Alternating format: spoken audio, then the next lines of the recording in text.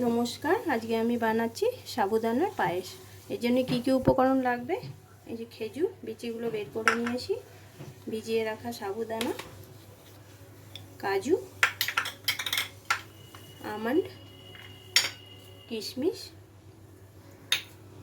Custard powder, আর এই যে 4 packet 10 টাকা দাম, এগুলো 4 প্যাকেট আমি আমুল্লার প্যাকেট দুধের গুঁড়োটা নিয়ে নিয়েছি। আমি একটা পাত্রে গরম জল করে নিচ্ছি, এর মধ্যে সাবুটা দিয়ে সাবুটা ফুটিয়ে নেব। এখানে 1 কাপ সাবুদানা আমি ভিজিয়ে নিয়েছি, যার বেশি পরিমাণে করতে হবে সে বেশি করে নিয়ে নেবে। এবার আমি সাবুদানাটা গরম জলের মধ্যে দিয়ে দিচ্ছি।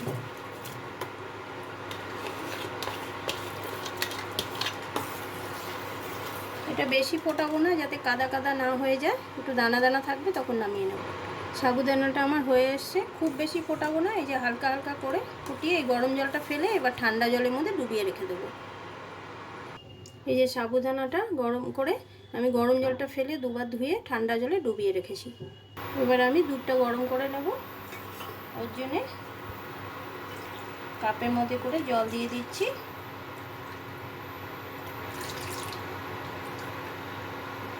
চার কাপ মতন আমি জল দিয়ে দিলাম এর মধ্যে, এই কাপে 4 কাপ মতন জল দিয়ে দিলাম।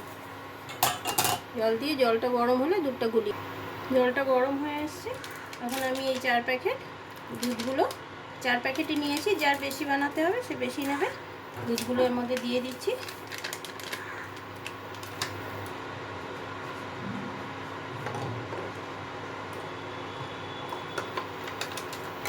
এক এক করে সব 4 প্যাকেট দুধ আমি এর মধ্যে দিয়ে দিচ্ছি।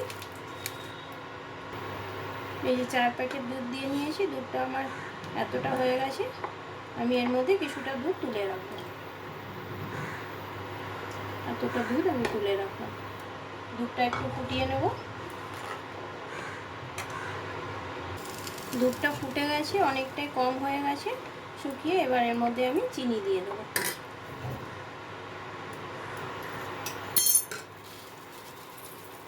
চিনিটা মিষ্টিটা মানে নিজেদের মতো করে নেবে, যে যতটা খাবে। এর মতো 1 চামচ এটা দিয়ে দিচ্ছি,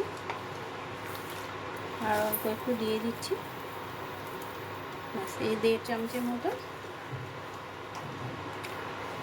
খুব বেশি মিষ্টি ভালোও লাগবে না অবশ্য।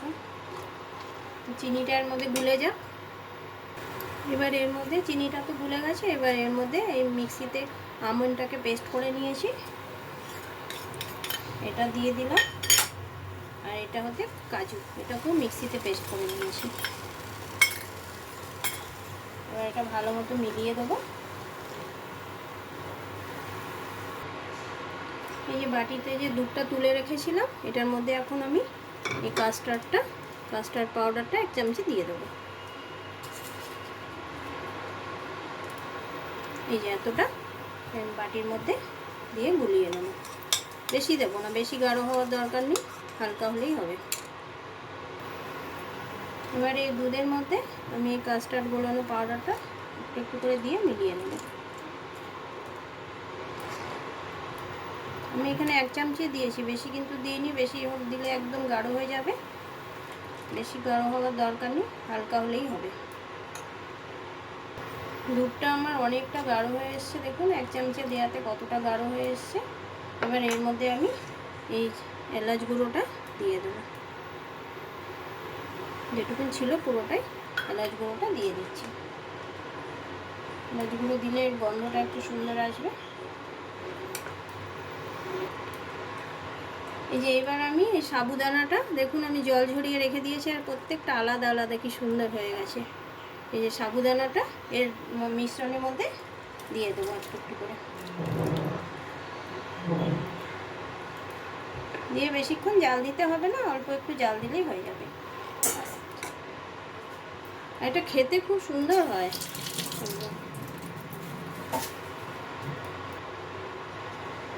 ব্যাস, এটা আমার রেডি। এর মধ্যে এখন আমি এই কিশমিশটা দিয়ে দেবো।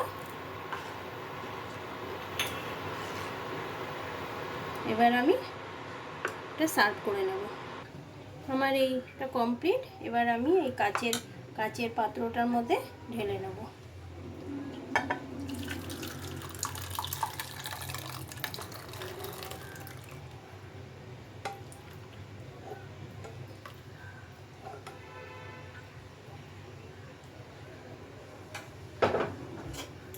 যে দেখুন পুরোটা ঢেলে, এবার এর মধ্যে আমি এই খেজুরটা ওপর দিয়ে দেবো।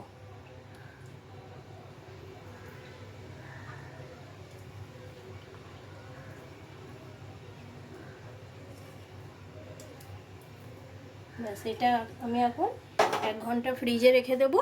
ফ্রিজে রেখে তারপরে আমি এটাকে সার্ভ করে দেখাচ্ছি। এটা খেতে খুব সুন্দর হয়। আর আজকে কেন বানালাম বলুন তো, আজকে নীল ষষ্ঠী হচ্ছে, তা আমরা অন্য কিছু তো মারা খেতে পারবো না, তো এই জন্যে সাবুর এই পায়েসটা আমি বানালাম। আমি 1 ঘন্টা পরে ফ্রিজের থেকে বের করে দেখাচ্ছি। আমার সাবুদানার পায়েস একদম রেডি। এ দেখুন, 1 ঘন্টাও রাখতে হয়নি, 1 ঘন্টা রাখলে আরও জমে যাবে। তো এবার কেটে এই দেখুন কত, 1 ঘন্টা না রেখে কতটা গাঢ় হয়ে গেছে।